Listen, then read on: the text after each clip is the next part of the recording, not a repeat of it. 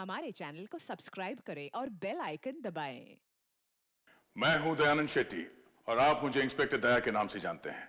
For more episodes of CID, subscribe to Liv Crime and hit the bell icon.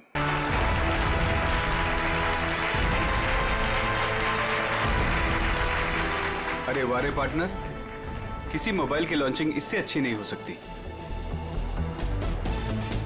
देखो शायला कैसे सबको दीवाना बना रही है। मैंने तो पहले ही कहा था, शायला के जुड़ने से हमें बहुत फायदा होगा।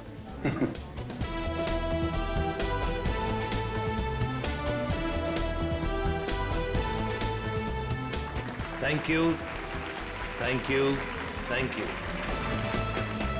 ग्लोबल मोबाइल के नए फोन के लॉन्च पर आप सभी का स्वागत है। उम्मीद है आप सभी को बहुत मजा आ रहा होगा और आप मीडिया वालों की बेसब्री को मैं समझ सकता हूँ। आपके सवालों का जवाब देने आ रहे हैं हमारे ग्लोबल मोबाइल के सीईओ मिस्टर करण।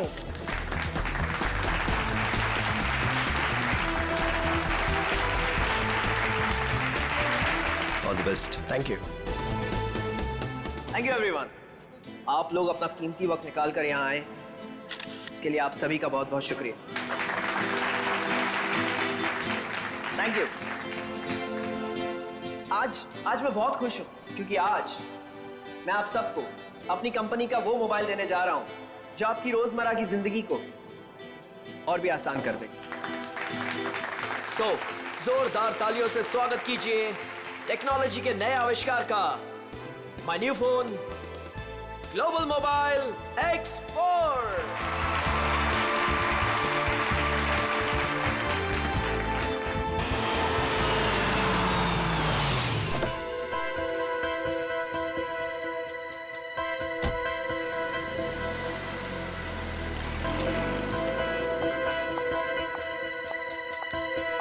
वेलकम मैडम, आइए आइए।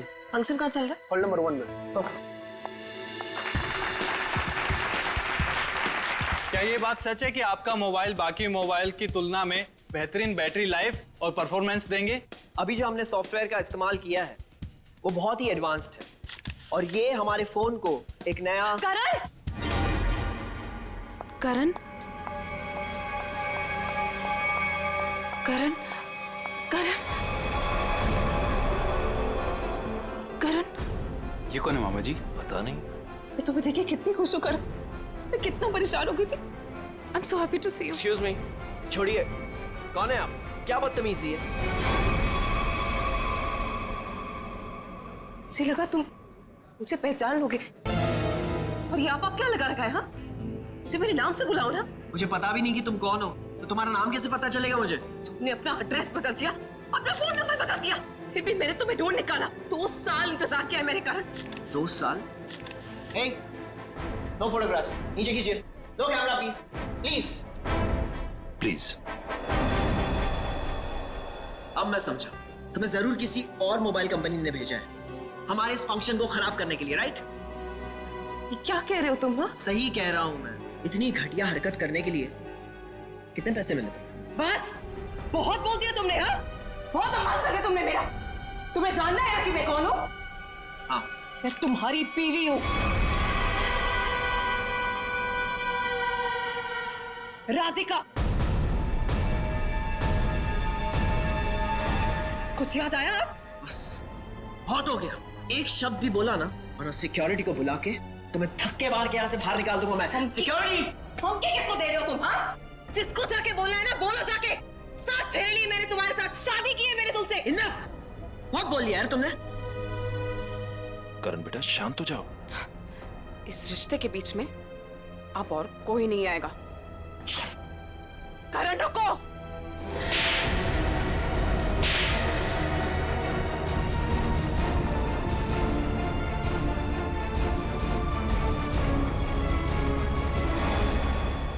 ये 2 तमाचे उन 2 सालों के लिए जो मैंने तुम्हारी याद में बिताए हैं। तुमने मुझे थप्पड़ मारा, मुझसे दुश्मनी बहुत महंगी पड़ेगी। पता है मैं कौन हूँ? पता है तुमने किससे दुश्मनी मोल ली है? अपने पति से। मैं तुम्हारा पति नहीं हूँ। अगर मैं तुम्हारा पति हूँ ना तो सबूत बताओ। अच्छा, तो देते हैं ना सब। उतारो अपने कपड़े। व्हाट? तुम्हारी पीठ पे 2 काले तिल, और ये बात हमारी पत्नी के अलावा तो किसी और को नहीं पता होगी ना? उतारो। मिस्टर करण, क्या ये मैडम सच कह रहे हैं? क्या वाकई आपकी पीठ पे तिल है? देखिए, मैं आपके बेकार के सवाल का जवाब देना जरूरी नहीं समझता और मुझे अपने आप को साबित करने की कोई जरूरत नहीं है। You get it?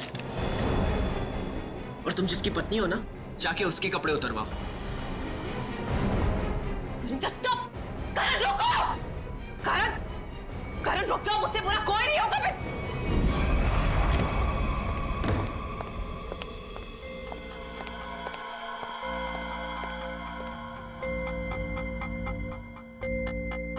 छोड़ूंगा नहीं मैं उस औरत को। उसकी इतनी हिम्मत कि उसने सबके सामने मुझे दो झापड़ मारे। करण कुमार की इतनी बड़ी इंसल्ट जिंदगी में किसी ने नहीं की। जरा मैं भी तो सुनूं, कौन है ये औरत जिसने मेरे पति श्री करण कुमार जी का इतना बड़ा अपमान किया? देखो अनीता, मैं पहले ही बहुत बुरे मूड में हूँ। मेरे जख्म पे मरहम तो नहीं लगा सकती, कम से कम नमक तो मत छिड़को। मरहम लगाने के लिए तो कपड़े निकालने पड़ते हैं ना, जैसा कि उस औरत ने कहा था। तुम्हें कैसे पता चला? तुम्हारे जैसा पति हो ना, तो सोते वक्त भी आंखें खुली रखनी पड़ती है। क्या मतलब तुम्हारा? सच सच बताओ कि कौन है वो औरत? अगर वो तुम्हारी पत्नी है तो फिर मैं कौन हूँ? तुमने मेरे साथ धोखा किया। एक मिनट बंद करो ये सब तुम, और अपनी इल्जामों की गाड़ी पे जरा ब्रेक लगाओ। मैं उस औरत को जानता तक नहीं, कभी मिला नहीं उससे। वो झूठ बोल रही है। झूठ बोलने वाले इतने यकीन से झूठ नहीं बोलते हैं। चलो मान लिया वो तुम्हारी पत्नी नहीं है, लेकिन कुछ तो कुछ गड़बड़ की होगी तुमने। सच सच बताओ कि कौन है वो? क्या रिश्ता है तुम्हारा उस औरत के साथ? ये कैसी बातें कर रही हो तुम? मुझ पे शक कर रही हो? मुझ पे? मैं एक वफादार पति हूँ। हाँ हाँ, पता है कितने वफादार हो तुम। अगर अपने झूठ का ज्यादा ढोल बजाया ना, तो केस कर दूंगी तुम पे। पता है ना अदालत बेवफाई की क्या सजा देती है? बेवफाई? मैं कोई बेवफाई नहीं कर रहा हूँ। वो औरत अपने आप को राधिका कह रही है। राधिका? राधिका? क्यों? तुम्हारा जो खबरी था, जो इतना मिर्च मसाला लगा के तुम्हें इतनी सारी खबरें दे रहा था, उसने ये नहीं बताया कि वो औरत अपने आप को राधिका कह रही है। मगर वो राधिका कैसे हो सकती है? राधिका? वही तो मैं कह रहा हूँ, वो राधिका कैसे हो सकती है? तुम ही सोचो, राधिका को मरे हुए 2 साल हो गए और वो एक मरे हुए इंसान के बारे में इतना घटिया मजाक कर रही है। मैं उसे छोड़ूंगा नहीं। डैडी ने सही कहा था कि बेटा ये लड़का तुम्हारे लिए ठीक नहीं है। अरे मेरी तो जिंदगी बर्बाद हो गई। देखो, अब एक शब्द भी और बोला ना तो तुम्हें सीधा तुम्हारे डैडी के घर भेज दूंगा मैं। समझी तुम? देखो, एक मिनट, ऑफिस से फोन है, मुझे जाना होगा। हाँ मैं आ रहा हूं। करण रुको, करण सुनो, करण। आइए सासू माँ, चाहे मैं कितना भी चीख लूं चिल्ला लूं, पर आपके बेटे के कानों पर तो जू तक नहीं रेंगती है। अरे बहू, मैं तो दवाई खा के सो रही थी, तुम्हारे शोर से उठ गई। तो आपको अब मेरा गम शोर लगने लगा है। पता नहीं मैंने इस घर को अपना ससुराल क्यों बनाया। हुआ क्या है? और इतने गुस्से में करण कहाँ गया? जब आपका बेटा आए ना, तो खुद ही अपने बेटे से पूछ लेना कि वो औरत कौन है। औरत? कौन सी औरत? अरे कोई बताएगा मुझे कि ये घर में हो क्या रहा है? छोड़ूंगी नहीं उस आदमी को। समझ क्या है अपने आप को? मेरे रूम का काट दो।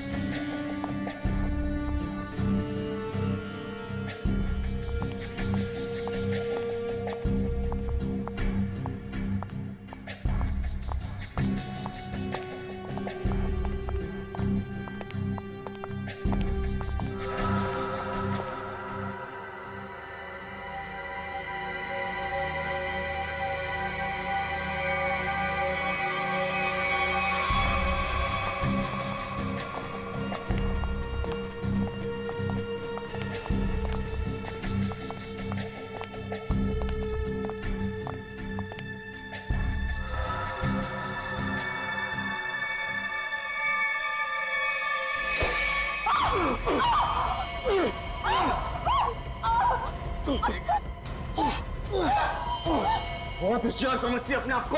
अब तुझे कौन बचाएगा मुझसे? मैं बचा लूंगा।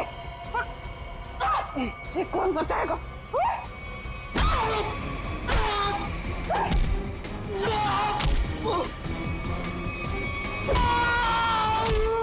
किसने भेजा तुझे? हाँ?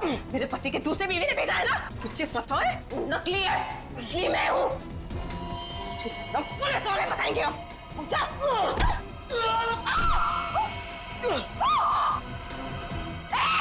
भागता कहाँ है? रुक!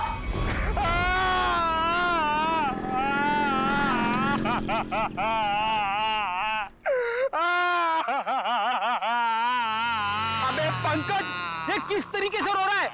कम से कम रोने का तरीका तो सुरीला होना चाहिए, इतना बेसुरा नहीं। अरे मैं रो रहा हूँ, कोई रियाज नहीं कर रहा हूँ जो मुझे सुर ताल और ये सब सिखा रहे हो। देख, मैंने तुझे पहले ही कहा था मुझे कस के पकड़ना। तेरी लापरवाही की वजह से हम लोग ये गाड़ी से गिरे हैं, समझे? मेरी लापरवाही खुद को बाइक चलाने आती नहीं है, मुझे गिरा दिया, मेरी टांग तोड़ दी और बोल रहे मेरी लापरवाही। कुछ नहीं हुआ तेरे टांग को। उठ जा, चल। सर, मैं आपको बता रहा हूँ, आज का दिन मेरा बहुत खराब जा रहा है, बहुत मनूस दिन है। आप भी मुझे पिकअप करने आ गए। सर, आज का दिन बहुत खराब है सर, आज बहुत बड़ी गड़बड़ होने वाली है। एक खतरनाक केस वेट कर रहा है ब्यूरो में। ओके मैडम, आपकी हिम्मत की तारीफ करनी होगी। आप उस मुजरिम से बिल्कुल डरी नहीं और डट के सामना किया उसका। सब पुलिस रिकॉर्ड में आपको कुछ भी मिला उसके बारे में? जी नहीं, उसने इससे पहले कोई जुर्म नहीं किया था। और इसीलिए उस तक पहुंचने के लिए हमें आपसे कुछ सवाल करने होंगे। जी पूछिए। आप उसके बारे में कुछ और बता सकती हैं? नहीं सर, मुझे कुछ भी याद नहीं है, बल्कि मैंने वो होटल वालों से भी पूछा था, उन्होंने बोला कि उन्होंने किसी को आते जाते हुए नहीं देखा। अच्छा, आपको किसी पे शक है? एक ही तो इंसान है जिसको मेरी जिंदगी से ज्यादा मेरी मौत प्यारी है। कौन? वही मेरा पति करण। आपका पति? आपको पता है कितने सारे लोगों के बीच में उसने मेरी इंसल्ट की। उसने तो मुझे अपने बीवी मानने से भी इनकार कर दिया। पर आपको पता है सर, इसी बात का ना बदला लेने के लिए उसने वो गुंडा भेजा था मेरा गला दबाने के लिए। एक मिनट मैम, शुरू से बताइए कि ये आपके और आपके पति के बीच में तनाव किस वजह से है? आप मेरे साथ करण के घर पे चलिए, आपको सब कुछ पता चल जाएगा कि क्या हुआ था। नहीं राधिका, जब तक हम ना बुलाएं तुम गाड़ी में बैठे। मगर क्यों? प्लीज राधिका जी, आप बात को समझने की कोशिश कीजिए, हम आपको जल्दी ही अंदर बुलाएंगे। ठीक है, बैठती हूँ।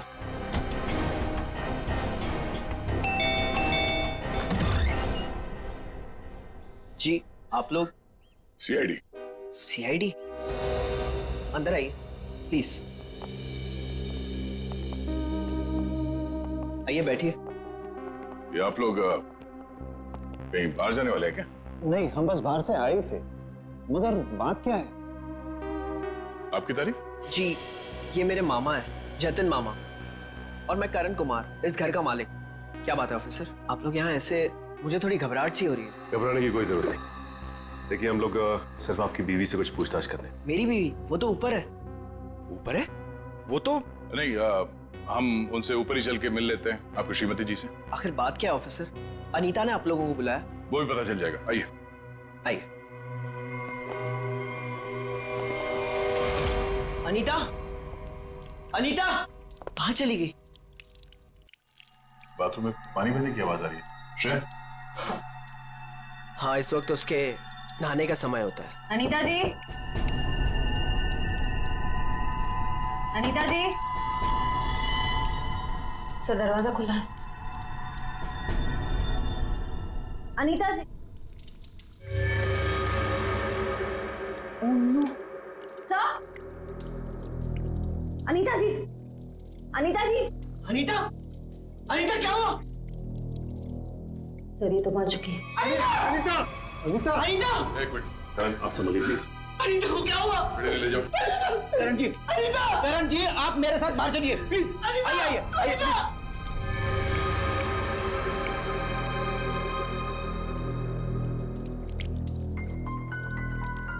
देखो कोई सुराग मिलता है क्या? यस। भगवान ने मेरे साथ बहुत बड़ा अन्याय किया है। मेरी अनीता को मुझसे छीन लिया।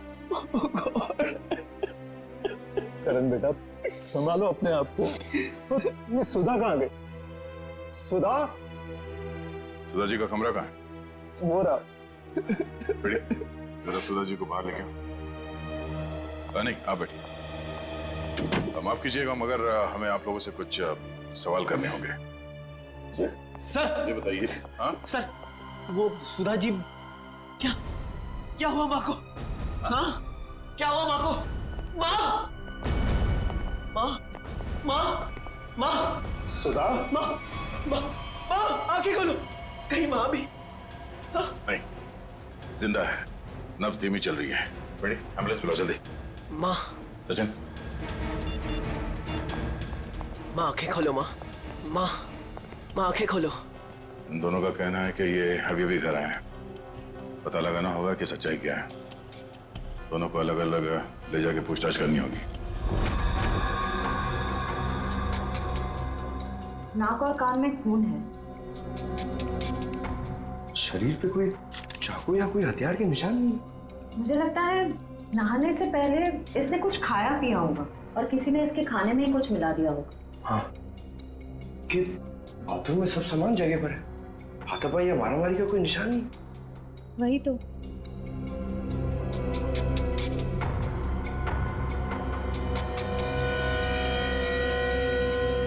श्रेया मैम, अनीता की बॉडी पे कोई टैल्कम पाउडर लगा हुआ है क्या? नहीं तो, इनफैक्ट पूरे बाथरूम में ही कहीं कोई टैल्कम पाउडर नहीं है। तो ये क्या है?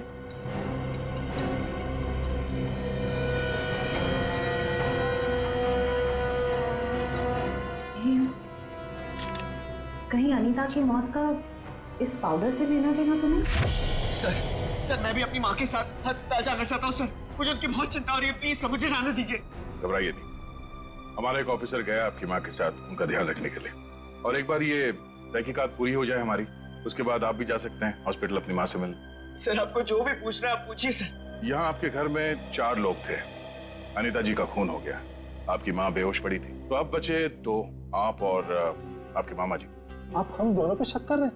क्या करें हम, सीआईडी वालों का काम ही कुछ ऐसा होता है। शुरुआत शक की बुनियाद से ही होती है। आप हम पर शक कर रहे हैं सर? हमारे घर में इतने सारे नौकर भी तो हैं। मेरा मतलब थे। आज दोपहर को माँ ने सारे नौकरों को पनवेल भेज दिया सर, हमारे फार्म हाउस पे। वहाँ पे रेनोवेशन चल रही है, लेकिन अब तक तो उनको आ जाना चाहिए था। आज ही नौकर को बाहर भेजा और आज ही ये सब कुछ हो गया। ये कोई संयोग तो नहीं हो सकता। आपने आखिरी बार अनीता को जिंदा कब देखा था? आज दोपहर को 1 बजे से। उसके बाद मैं ऑफिस चला गया और फिर मामा जी के साथ वकील के यहाँ। करण ने मुझे 1:30 बजे संगानेर रोड से पिकअप किया, वहां से हम वकील के पास गए। और इस बीच आप दोनों की अनीता जी या सुधा जी से कोई बात हुई थी? नहीं, कोई बात नहीं, कोई फोन भी नहीं आया। वकील के साथ मीटिंग करने के बाद हम 4 बजे तक घर लौट आए। और घर का दरवाजा किसने खोला? मैंने आपको कहा ना, घर में सबके पास एक एक चाबी है घर की। मैंने अपनी चाबी से दरवाजा खोला और मैं और मामा जी घर में आ गए। हमें 5 मिनट भी नहीं हुए थे बैठे हुए कि घर की घंटी बजी और देखा कि आप लोग आ गए सर। और इस बीच आपने जाके देखा नहीं कि आपकी माँ और आपकी बीवी अनीता कहाँ है? सुधा दीदी रोज दोपहर से शाम दवाई खा के सो जाती थी, मगर हाँ, घर लौटने के बाद करण ऊपर जरूर गया था। क्या क्या कहा आप? करण ऊपर गया था? जी।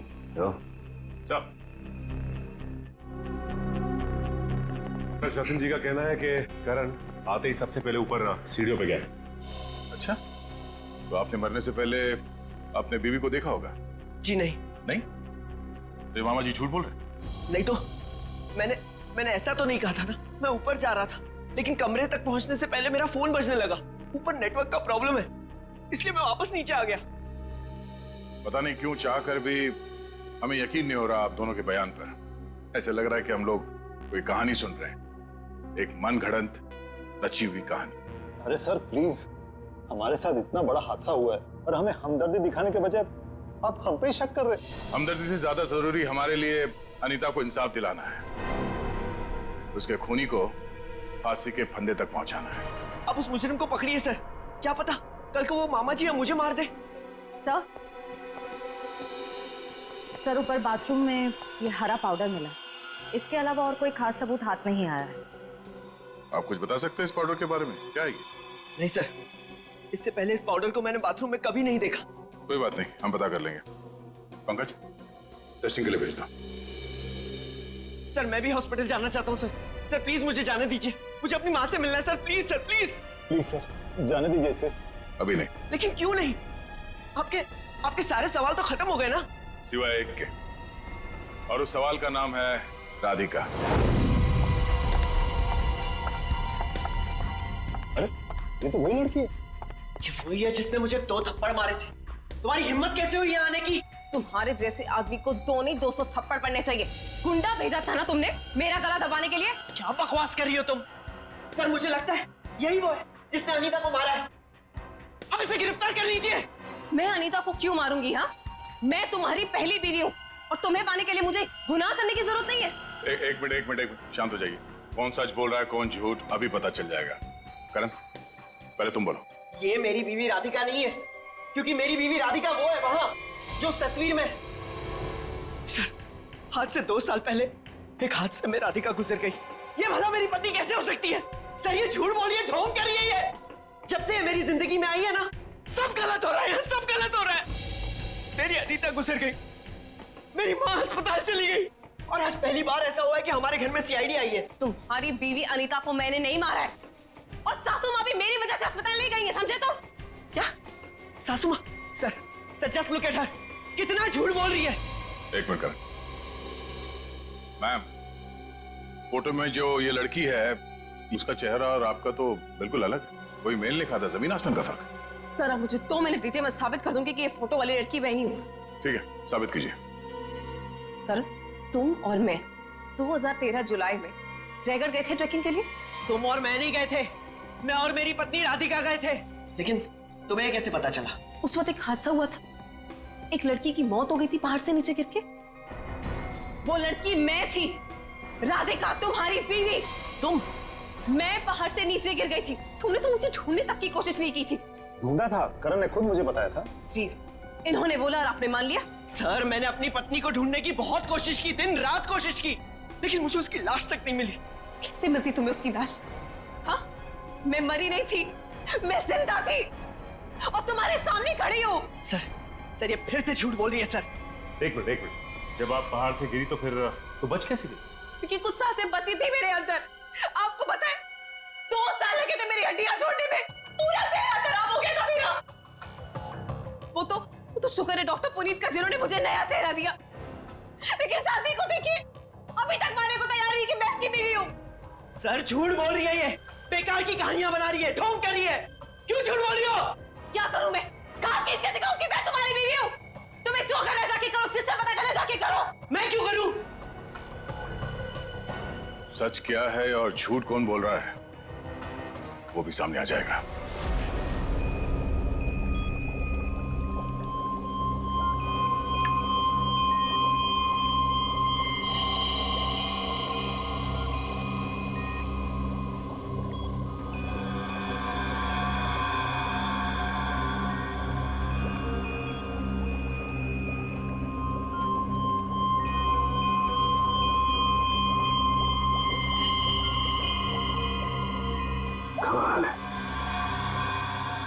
होशियारी और बेवकूफी का ये अजीब सा संयोग। सालू के साहब, आप इतने उलझे क्यों लग रहे? आपको तो खुश होना चाहिए, इस बार हमने जो तगड़ा सबूत दिया है आपको, वो पाउडर। अगर वो पाउडर आप लोग नहीं भेजते ना तो भी मैं अपना काम चला लेता। कैसे बताता हूं। एक हाँ मेरे साथ ये देखो, ठीक वैसा ही हरा रंग जैसे हरे रंग का पाउडर आप लोगों को मिला। ये एक किस्म की केमिकल है, ये एक किस्म का ब्लीच है, सल्फा क्रोमेटोज, जो कि अधिकतर इंडस्ट्रीज में इस्तेमाल की जाती है। मतलब सर ये केमिकल अनीता के नहाने के पानी में था? बिल्कुल, और ये कितना खतरनाक केमिकल है इसका असर तुम लोग देख ही चुके। जैसे जैसे ये ज्यादा मात्रा में इंसान के टच में आता है, इंसान की हालत खराब होती जाती है। उसकी नसें, उसकी ब्लड वेसल्स इतनी फूल जाती हैं कि फट जाती हैं और उसी की वजह से मौत हो जाती है। सर बाथरूम में कोई बकेट तो नहीं थी, यानी वो जहरीला पानी शावर से ही आया होगा ना? लगता तो ऐसे ही है। दोबारा जाके वहां पे वो शावर चेक करना पड़ेगा। डॉक्टर साहब ये बताइए कि करण की माँ सुधा जी, उन्हें भी इसी तरह के केमिकल से बेहोश किया गया था? हाँ दया, था तो केमिकल ही, लेकिन ये केमिकल नहीं था। वो केमिकल था मैथनॉल। हाँ बता दो। ये देख रहे हो, ये लाल लाल, ये लाल लाल निशान उस मेथनॉल के रेजिड्यू। ये किस तरह का केमिकल है? ये केमिकल इंसान को पूरी जिंदगी के लिए पैरालाइज कर देता है। मतलब खूनी सुधा जी को मारना नहीं चाहता था, उन्हें हमेशा के लिए अपाहिज बनाना चाहता था। लगता तो ऐसा ही। कोई आपसी दुश्मनी का मामला लगता है सर। एक को मार दिया और एक को जिंदा लाश बना दिया। क्या अनीता जिस पानी से नहा रही थी उसमें जहर था? इसलिए अनीता के मौत के बाद इस बाथरूम के और टंकी के पानी के इस्तेमाल पर रोक लगा दी गई थी। लेकिन हम सब इसी टंकी के पानी से नहाए थे, फिर हमें कुछ क्यों नहीं हुआ? इसका जवाब भी बहुत जल्द मिल जाएगा आपको। सर मुझे तो नौकरों पे शक है। हम तो पनवेल वाले फार्म हाउस पर थे और हम क्यों मिलाएंगे मेम साहब के नहाने के पानी में सर? और ये पानी हमारे बाथरूम में भी आता है। ठीक है, आप सब लोग यही रहिए। उस जहरीले पानी का असर सिर्फ अनीता पे क्यों हुआ और बाकी किसी पे क्यों नहीं हुआ वो अभी पता चल जाएगा। पंकज,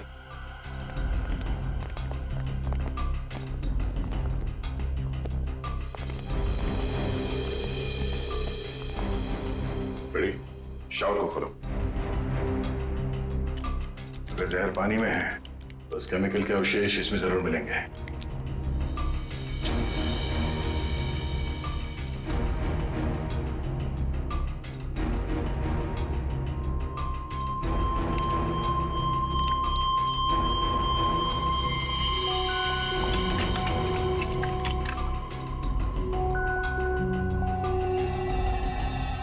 ये देखो, ये क्लोरीन नहीं है, जहर है। पानी की टंकी में ही जहर है, यहाँ पे नहीं डाला गया।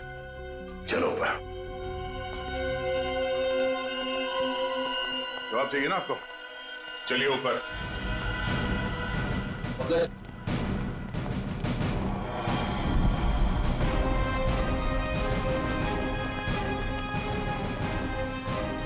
सर ये पानी की टंकी में जहर क्यों होगा?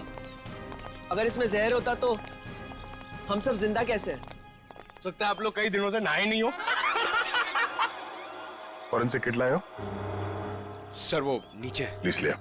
Yes sir. इस पानी की टंकी तक कोई घर वाला ही आ जा सकता है ना? हाँ, घर का कोई सदस्य या नौकर? सर हम में से ऐसा कोई क्यों करेगा? अब ये काम तो किसी बाहर वाले का हो नहीं सकता। बाहर वाला कोई भी इतनी आसानी से आपके घर के पानी की टंकी तक कैसे पहुंचेगा? क्यों नहीं पहुंच सकता? पिछले हफ्ते एक प्लम्बर भी तो आया था यहाँ। इंटरेस्टिंग। पर आप लोगों की जानकारी के लिए बता दूं, इस जहरीले पानी का असर सिर्फ अनीता पे इसलिए हुआ क्योंकि खूनी ने वो जहर पानी में उस वक्त मिलाया जब अनीता नहाने के लिए गई।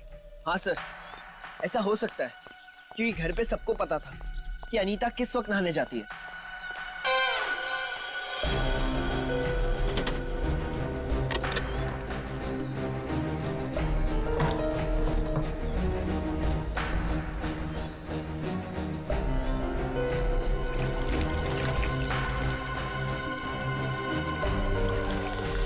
थैली यहाँ कैसे?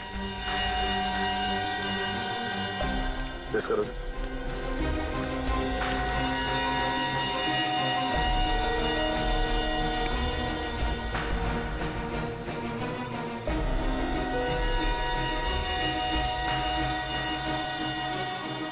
सर हाँ? पानी में जहर है। क्या? पानी में जहर है?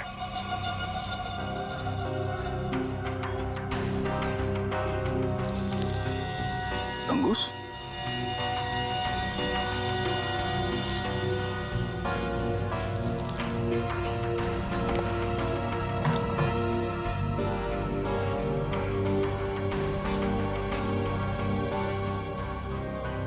क्या कहा आपने?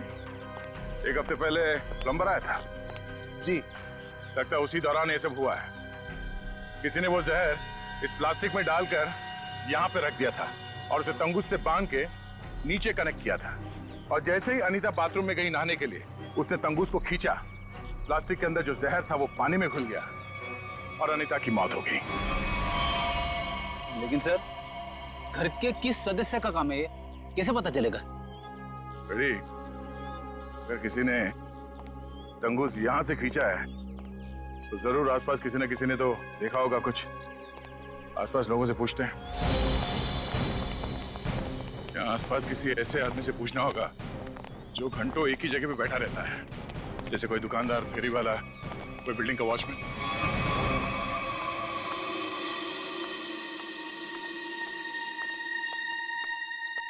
सुनिए भाई साहब, वो आइए आइए बहन जी, एकदम ताजी सब्जी है। कौन सी दूं? नहीं, मुझे सब्जी नहीं लेनी है, मैं सीआईडी से हूँ। हमें आपसे कुछ सवाल करने। सवाल? कौन से मैडम सवाल?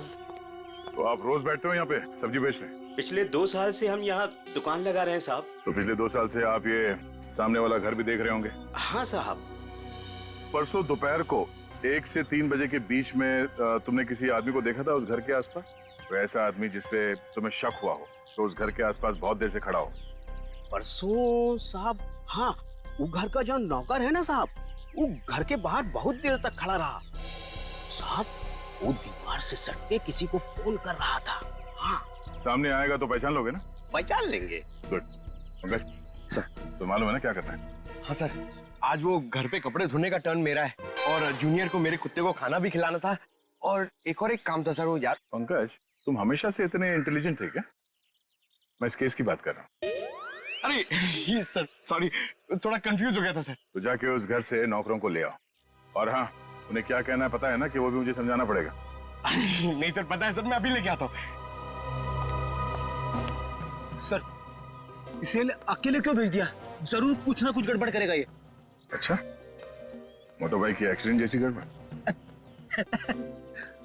आपको पता चल गया? सीआईडी में हूँ, बाहर की खबर रखने से पहले अंदर क्या हो रहा है ये जानना बहुत जरूरी। इसमें मेरी गलती नहीं थी, पंकज की थी। रेडी, अभी शिकायत विकायत करना बंद करो। अच्छा पंडित, वो भाजी वाला देख रहे हो? वो वहाँ? हाँ, जिसने आपके पीवी के नहाने के पानी में जहर डाला है, वो उसे पहचानता है क्या? चलो जल्दी इधर आओ। जरा पहचान कौन है इनमें से? हाँ साहब, यही वो आदमी था साहब। तुम? अरे मुझे क्यों फंसा रहे हो? तुम्हें जरूर कोई धोखा हुआ है। कौनो धोखा नहीं हुआ साहब, ये है वो। नहीं साहब, मैं सही कह रहा हूँ साहब। इधर साहब, मैं सच कह रहा हूँ साहब। देख प्रीतम, हम जानते हैं कि तूने खुद ये सब नहीं किया, मगर तूने किसी के कहने पे जरूर किया है। अगर तुम हमारे साथ कोऑपरेट नहीं करोगे तो शायद फंस जाओगे, है ना? बोल। बबलू प्लम्बर साहब, उसने 20,000 रुपए दिए थे। मैंने तो साहब तार खींच के केमिकल मिलाया था साहब, अनीता मैडम के नहाने के टाइम पर साहब, और कुछ नहीं साहब। जिस थाली में खाया उसी में छेद किया। 20,000 रुपए के लिए ईमान बेच दिया तुमने। गलती हो गई साहब, गलती हो गई साहब। मुझे सजा कानून देगा। अब तू ये बता, वो प्लम्बर बबलू कहाँ मिलेगा?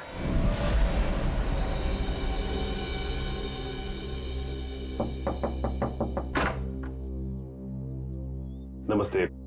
नमस्ते। बबलू है क्या? आप लोग बाद में आना, बबलू भी घर पर नहीं है। कहाँ गया बबलू? काम पे गए हैं। आप अपना नंबर दे दीजिए, वो आएंगे तो मैं उन्हें दे दूंगी। नंबर? जी, गर्मी बहुत है, एक गिलास पानी मिल सकता है? अभी लाई। जी।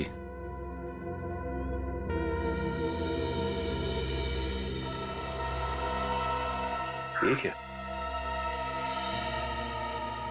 बबलू के प्लम्बिंग का सामान तो यहीं पड़ा हुआ है। इसका मतलब ये औरत हमसे झूठ बोल रही है। Thank you. थैंक्स। चलते। पर आपने अपना नंबर नहीं दिया। हम लोग फिर आ जाएंगे। जी। Thank you. कितना गर्मी है इधर। ओह गॉड, किधर आ गई मैं? मुझे लग रहा है चक्कर आने वाला है मुझे। ओह गॉड। अरे भाई साहब सुनिए, ये बैबलू किधर रहता है? बैबलू प्लम्बर इधर रहते हैं। इधर? Okay thank you. Bablu, Bablu बाहर आ जाओ। देखो बाहर आ जाओ, वरना मुझे पुलिस को बताना पड़ेगा कि तुमने मेरा बेल्जियम का पाइप और जापान का नल का चोरी किया है। बैबलू, बैबलू।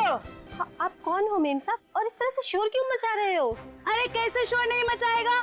मेरे घर में बबलू ने डाका डाला है, डाका रॉबरी किया है। 1.5 लाख का पाइप चोरी किया है मेरा इटालियन मार्बल वाला बाथरूम से, एंड 2 लाख का जापान का नल का चोरी किया है। 2 लाख का नल का? इन अमीरों के पास कितने फालतू पैसे होते उड़ाने के लिए। देखो मेरा टाइम वेस्ट नहीं करो। बबलू, लास्ट वार्निंग दे रही हूँ तुम्हें, मैं पुलिस को फोन कर रही हूँ। बबलू। मैडम, आपको जरूर कोई गलतफहमी हुई है। मैंने जापान का नलका देखा ही नहीं, तो उसे चुराऊंगा कैसे? अब तू जापान के नलके की छोड़ और जेल के नलके की सोच।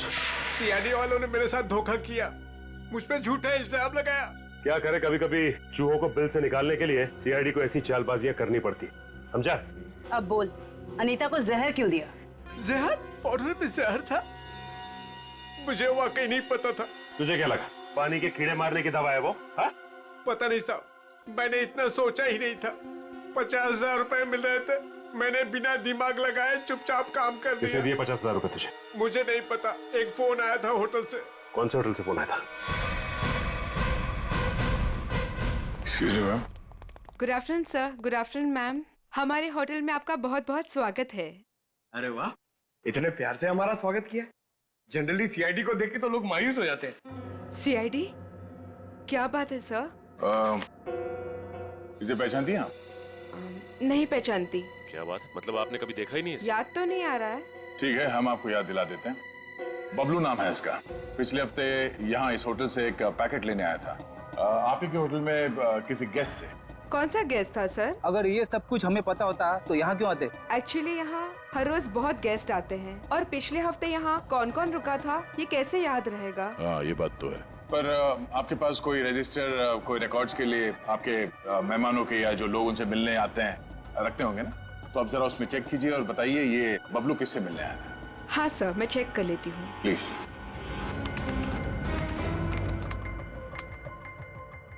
हाँ सर, मिल गया। ये 25 सितंबर की बात है। यहाँ 209 के जो गेस्ट थे उन्होंने बबलू के लिए पार्सल छोड़ा था रिसेप्शन पे। और चेकआउट कब कर गया वो? अब तक तो नहीं किया सर। मतलब वो अभी कमरे में है? नहीं, एक्चुअली मैंने उन्हें होटल के कॉफी शॉप में जाते हुए देखा था। नाम क्या आपके इस गेस्ट का? जरा देखो कहाँ है वो। ये देखिए सर, ये रहा। मिस्टर करण, आप यहाँ? ये सवाल तो मैं भी आप लोगों से पूछ सकता हूँ। हाँ, ये बात तो है, ये सवाल आप भी कर सकते हैं, मगर चूंकि सवाल हमने पहले किया है तो आप जवाब दीजिए। वो मुझे यहाँ का ऑमलेट और कॉफी बहुत पसंद है, इसलिए थोड़ी पेट पूजा करने आ गया था। अरे वाह, तुम मेरे लिए भी बोल दीजिए। सर, मेरे पेट में चूहे दौड़ रहे हैं। हमारे चूहों को कह दो कुछ देर के लिए इंतजार करें, क्योंकि हम यहाँ जिस खास शख्स से मिलने आए हैं पहले उससे तो मिलने। खास शख्स कौन है? आओ मिला दो, आजा। नमस्ते, कैसी हैं? आप लोग यहाँ? हाँ हाँ, नमस्ते इनसे भी कहिए, करण जी है। सर, आप क्यों मुझे फंसा रहे हैं? मैं बस यहाँ सेटलमेंट करने आया था। अभी तो आप कह रहे थे कि आप ऑमलेट खाने आए थे। ऑमलेट तो बस एक बहाना था। सबसे पहले ये मेरी पत्नी राधिका है ही नहीं, तो मैं चाहता था कि कुछ पैसे देकर मामले को यहीं रफा दफा कर दूं, बस। वैसे आपकी जानकारी के लिए बता दूं कि पिछले कुछ दिनों में आपकी जिंदगी में जो कुछ भी हो रहा है वो इन्हीं की मेहरबानी है। सब मेरी जिस जयगढ़ इलाके में आपकी राधिका का एक्सीडेंट हुआ था, वहाँ के सभी प्लास्टिक सर्जन से बात हो गई है हमारी। कि सच कह रही? यही तुम्हारी असली बीवी है? I can't believe it. यकीन हुआ तुम्हें कि मैं ही राधिका? यकीन तो हमें भी हो गया कि अनीता का खून, हमारे पास मदद के लिए आने का वो ड्रामा और सुधा जी के ऊपर हमला, ये सब तुम्हारी दिमाग की उपज है। सर, मैंने ये सब नहीं किया सर। आपको कोई गलतफहमी होगी सर। वैसे हम अपनी गलतफहमी दूर करने के लिए हम लोग यहाँ पे आए हैं। राधिका, क्या हुआ? राधिका, राधिका, राधिका, सही, राधिका। ओह नो, पानी में जहर दिया गया। बेटा, किसने दिया? सर, वो उधर गया। एम्बुलेंस को फोन करो। राधिका, राधिका। Hello, ambulance.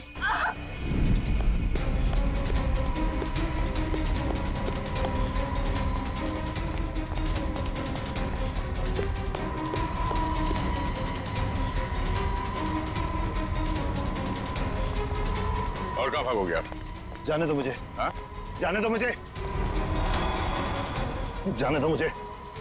जाने दे।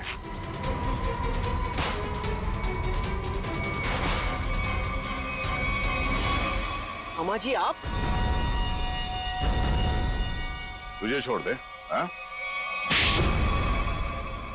अब बोल, क्यों किया तूने ये सब? 2 साल पहले मैंने करण को राजी किया था कि वो राधिका को पहाड़ से धक्का दे दे। बुद्धि भ्रष्ट हो गई थी मेरी, दिमाग खराब हो गया था जो मैंने आपकी बात सुन ली। आगे बताओ, सुधा जी के इस हालत के जिम्मेदार तुम ही हो ना? सुधा के खाने में मैंने ही गड़बड़ की थी। और राधिका जब पहाड़ से नीचे गिरने के बाद भी नहीं मरी तो तुमने इसके दिमाग में जहर घोला। हाँ, राधिका को मोहरा बना के करण और सुधा के खिलाफ इस्तेमाल किया मैंने, और राधिका के नाम से ही बबलू के हाथों अनीता की पानी की टंकी में जहर मिलवाया था मैंने। अब ये भी बता दो कि ये सब नेक काम तुमने किस लिए किए? बदला लेना चाहता था मैं। किससे? अपनी चचेरी बहन सुधा से। 1000 लालची आदमी मरे होंगे तब जाके सुधा का जन्म हुआ होगा। शुरू से ही उसकी नजर मेरे पैसों पर थी। मेरे भोले भाले माँ बाप को बेवकूफ बनाकर उसने हमारी पूरी जायदाद पर कब्जा कर लिया था। एक एक पैसे के लिए मोहताज बना दिया था उसने मुझे। सिर्फ इतना ही नहीं, मेरे बच्चे को भी अस्पताल में मार दिया था उसने ताकि सब कुछ करण का ही बना रहे। माना कि सुधा ने बहुत गलत किया तुम्हारे साथ, मगर उसके लिए तुमने जो रास्ता चुना है वो भी सही नहीं है। बदले की भावना ने मेरे जमीर को अंधा बना दिया था। मेरा तो सिर्फ एक ही मकसद था, इस परिवार का नामो निशान मिटा देना। मामा जी, मैं कभी सपने में भी नहीं सोच सकता था कि आपके दिल में इतना जहर होगा। जब दिल में जहर भरा होता है तो उसका अंजाम भी जहरीला ही होता है। सुधा ने जो किया उसकी सजा तो तुमने उसे दे दी। अब करण और तुम्हारा इंसाफ अदालत करेगी। For more updates, subscribe to our channel, click the show links and enjoy watching the videos.